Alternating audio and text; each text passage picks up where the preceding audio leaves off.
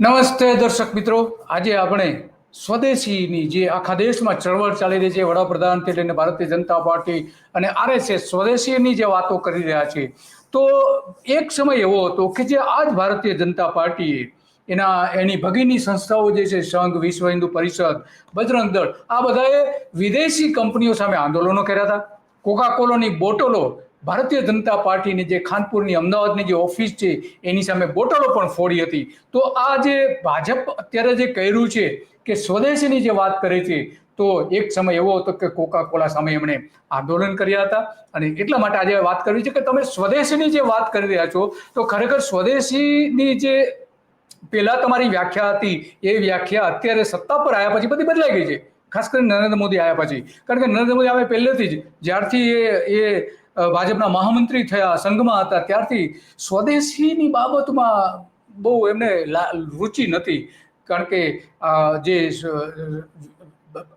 સ્વદેશી વિચાર મંચ જે છે સંઘનો, એમાં જે 3 અલગ અલગ કાર્યક્રમો રાખવામાં આવ્યા તેમાં નરેન્દ્ર મોદીને બોલવા માટે કહેવામાં આવ્યું હતું કે 3 જગ્યાએ તમારે બોલવાનું છે, એવું સંઘે એમને આદેશ આપ્યો હતો. પરંતુ એમણે કહ્યું ના, હું ભરૂચમાં એક જ બોલીશ, બીજે ક્યાંય બોલવાનો નથી. તો આ જે વાત છે કે સ્વદેશી પ્રત્યે નરેન્દ્ર મોદીને પહેલેથી સૂગ છે.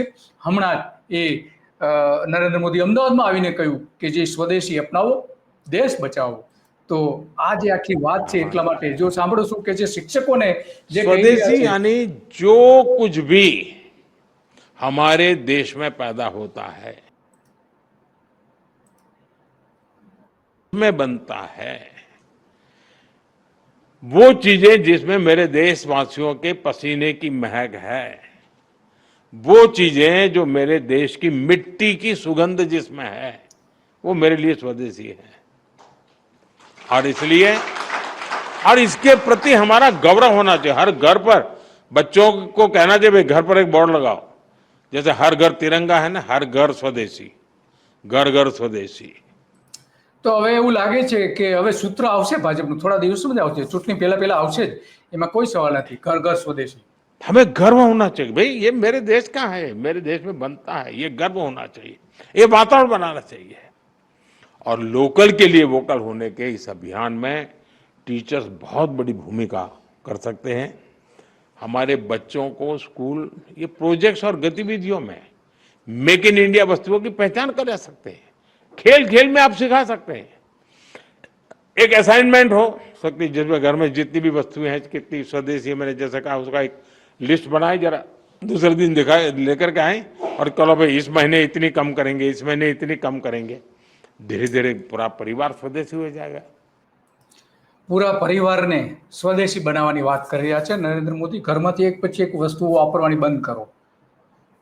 અત્યારના જમાનામાં આ શક્ય નથી. નરેન્દ્ર મોદી જે વાત કરી રહ્યા હતા, એમણે આ જે બધી જે જાહેરાતો કરી હતી, એમણે પોતે નરેન્દ્ર મોદીએ સોશિયલ મીડિયા ફેસબુક અને એક્સ ઉપર મૂકી હતી. આ બંને વિદેશી કંપનીઓ છે, વિદેશી ફંડ આવે છે, વિદેશી મૂડીરોકાણ છે, એમાં અહીંયા જે કંઈ નફો થાય છે વિદેશ લઈ જાય છે. તો આવી વિદેશની જે ભારતમાં જેટલી પણ કંપનીઓ છે એ તમામ ભારતમાં ઉત્પાદન કરે છે, પરંતુ એનો જે નફો છે અબજો રૂપિયાનો, એ તો વિદેશ લઈ જાય છે. બીટી કોટનની જે કંપની હતી બોલગાડ, એમાં સૌથી વધારે મોન્ટેસો જે કંપની હતી સૌથી વધારે નફો લઈ ગઈ છે ભારતમાંથી, ખેડૂતો પાસેથી. તો આવી તો અનેક એવી કંપનીઓ છે કે ભારતમાં ભલે પ્રોડક્શન કરતા હોય પણ નફો તો વિદેશમાં જઈ રહ્યો છે. આવી જ એક ઝુંબેશ જે ચલાવી હતી ભારતીય જનતા પાર્ટીએ. શું ચલાવી હતી? એમણે એવું કહ્યું હતું ભારતીય જનતા પાર્ટીએ 2006માં કે 2006માં જે કોકાકોલા કંપની જે હતી એમાં અલગ અલગ ઠંડા પીણાની જે ચકાસણી કરવામાં આવી હતી ભારતના અલગ અલગ રાજ્યોમાં, લગભગ 12 જેટલા રાજ્યોમાં 2006માં એની ચકાસણી કરી. અને એમાં એવું આવ્યું કે કોકાકોલા કંપની છે એના પીણામાં જંતુનાશકો આવી રહ્યા છે, જે ભૂગર્ભનું પાણી ઉપયોગ કરે છે, જે આપણે ખેતીવાડીમાં જંતુનાશકો વાપરીએ છીએ, ભૂગર્ભમાં ઉતરી ગયેલા, અને એ પાણીથી કોકાકોલા બનતી હતી, એમાં આ બધું આવેલું ત્યારે. અને એ પહેલા પણ ભારતીય જનતા પાર્ટી, સંઘ, વિશ્વ હિન્દુ પરિષદ, બજરંગ દળે આ કોકાકોલા સામે આંદોલન કર્યું હતું કે એને ભારતમાંથી કાઢો.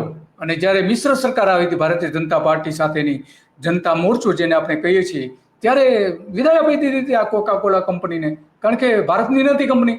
તો હવે ભાજપે વ્યાખ્યા બદલી નાખી છે નરેન્દ્ર મોદીએ, કે ભારતમાં ભલે વિદેશી કંપની હોય પરંતુ ભારતમાં કામ કરતી હોય એટલે ભારતીય કંપની થઈ ગઈ. આવી વ્યાખ્યા એમણે બદલી નાખી છે સંગઠનથી વિરુદ્ધ જઈને. આપણે જે જોઈ શકીએ છીએ આજે સાધના જે સાપ્તાહિક છે, મનોગત જે છે, એમાં ભાજપનું મનોગત જે મુખપત્ર છે ભાજપનું, એમાં એવું કહે છે કે કોંગ્રેસીઓ કોકા કોલા માત્ર તમે જ પીવો, આ ઝેરી જે પીણું આવ્યું તમે જ પીવો, અમારે નથી પીવું, અને તમે પીવો અને મરી જાઓ, એવી વાત એમણે કરી હતી. કારણ કે મોંઘવારી, કૌભાંડો અને બીજી બધી બાબતો જે છે, ઓફિસ ઓફ ધ પ્રોફિટના કેટલાક જે ફાયદાઓ લીધા હતા ત્યારે ત્યાં કોંગ્રેસ સમયના નેતાઓએ, તો એના જંતુઓનો દેશમાંથી નિકાલ કરો, નાશ થાય, અને જંતુઓનો દેશમાંથી નાશ થાય, તમે પીવો કે અમારે નથી પીવું. તો આ જે આખી વાત કરી હતી ત્યારે એ અત્યંત ગંભીર વાત હતી. એ સમયનું જ્યારે આર્ટિકલ છપાયો હતો આપણે જોઈ શકીએ છીએ. અને આ જ ભારતીય જનતા પાર્ટીએ વારંવાર, એકવાર નહીં અનેક વખત આનું કહ્યું છે. પરંતુ સવાલ એ છે કે જે સરકાર જે કહી રહી છે કે ક્રૂડ ઓઇલમાં આપણે આયાત જે કરીએ છીએ, ભારતમાં તો માત્ર 20% પ્રોડક્શન થાય છે, બાકી બધું જ 80% વિદેશથી લાવીએ છીએ. ક્રૂડ ઓઇલ, એમાંથી પેટ્રોલ, ડીઝલ અને બીજા ઘણા બધા કેમિકલ્સ બને છે, પ્લાસ્ટિક બને છે, ઘણું બધું બને છે. તો એ શક્ય નથી ક્રૂડ ઓઇલ આવતું અટકાવવું. અને આખી ગેમ જે રમાઈ રહી છે એની મૂળ ગેમ તો આ જ છે, આ જ ગેમ છે. અને એટલા માટે આખી વાત આપણે કરીએ છીએ કે માત્ર ક્રૂડ ઓઇલ નહીં, ઝવેરાત અને રત્નો પણ એ જ પ્રકારે વિદેશથી આપણે આયાત કરીએ છીએ, કપડાં આયાત કરીએ છીએ, જે અલગ અલગ બ્રાન્ડના, વિદેશી બ્રાન્ડના કપડાં, કે જે મોંઘા કપડાં આપણે ભારતમાં વેચાય છે. દવાઓ જે કેટલીક છે એ વેચાય છે. કાર્બનિક અને અકાર્બનિક રસાયણો, એટલે કે ક્રૂડ ઓઇલથી લઈને બીજા ઘણા બધા રસાયણો નો પણ આપણે આયાત કરીએ. એમાં સૌથી વધુ જે ખેતરમાં વપરાય છે રાસાયણિક ખાતરો, એનું જે મટીરિયલ છે એ વિદેશથી આપણે લાવવું પડે છે. જો એ ન લાવીએ તો ભારતમાં ઉત્પાદન અત્યારે ઘણું બધું ઘટી જાય અને લોકોને ભૂખે મરવાનો વારો આવે. તો તમે કયા સ્વદેશીની વાત કરી રહ્યા છો?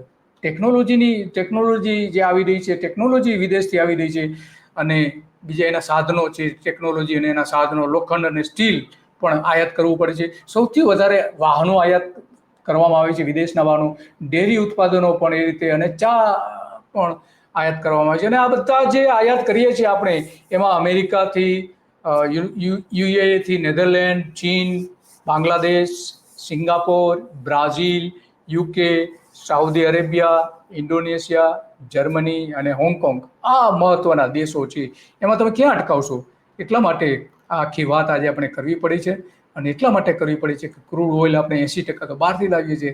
તો વાહનો બંધ કરી દેશો તમે, સ્વદેશી વાપરવાની જે વાત કરો છો, તો શું કરશો તમે? અલગ અલગ લોકોએ જે એક્સ ઉપર પોસ્ટ મૂકેલી છે એ પણ જોઈએ કે લોકો શું કહી રહ્યા છે. અને જે વાત છે, નરેન્દ્ર મોદી એવું કહે છે કે ભાઈ સ્વદેશી વાપરો, પરંતુ અમદાવાદ આવ્યા હતા ત્યારની આ વાત છે. અમદાવાદમાં આવ્યા ત્યારે સ્વદેશીની વાત કરીને તરત જ સાણંદ પાસે એક જેનું મોટાભાગનું મૂડી રોકાણ વિદેશથી આવેલું, અને એની ટેકનોલોજી જે વપરાય છે વિદેશી ટેકનોલોજી છે. અને એ જે આખી જેની પ્રોડક્શન લાઇનથી લઈને ઘણું બધું એવી બાબતો હતી કે જે વિદેશી હતી, ને એ ફેક્ટરીનું ઉદ્ઘાટન કર્યું હતું, બોલો, જાપાનની ફેક્ટરી. અને વાત કરીને ગયા હતા કે સ્વદેશી વાપરો. આમાં વાત કંઈક જુદી કરવી છે અને કરવું છે કંઈક. આપણે જોઈએ છીએ 2022માં જોઈ શકીએ છીએ ભાજપના મહિલા મોરચાએ 22માં પણ આ જ રીતનું ઝુંબેશ ચલાવી હતી. આ રીતે જોઈએ છીએ લંકેશ કરીને જે છે કે સ્વદેશી વાપરોની વાત કરો છો, પણ મોદી સાહેબ તો આ ઘૂઘરો ખાલી સામાન્ય ભારતીયો માટે છે, એમના મંત્રીઓને લાગુ પડતો નથી. નીચે જે મંત્રીએ વિદેશી કાર ખરીદી હતી એનો ફોટો પણ એમને મૂકેલો છે. તો માત્ર સામાન્ય લોકોએ જ ઘરમાં મૂકવાનું છે કે સ્વદેશી ઘર માત્ર લોકો માટે જ છે, નેતાઓ માટે નથી?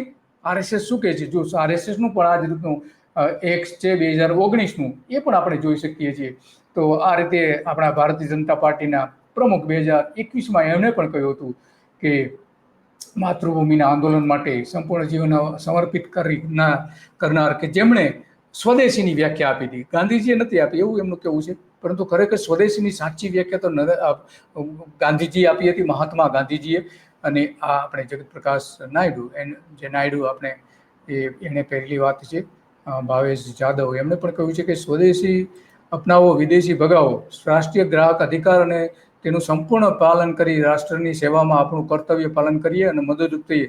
સાથે સ્વદેશી ચીજો વાપરવાની શરૂઆત સર્વે નેતાઓથી કરીએ. નેતાઓ વાપરો પહેલાં, એટલે કે ઇન્ડિયન કાર વાપરો, પરંતુ ફોર્ચ્યુનર ન વાપરો. મોટાભાગના નેતાઓ વિદેશી કાર વાપરી રહ્યા છે. એના સંતાનો, કે જે આપણે જાણીએ છીએ, એના સંતાનો પણ જે વૈભવી કાર વિદેશથી મંગાવીને વાપરે છે.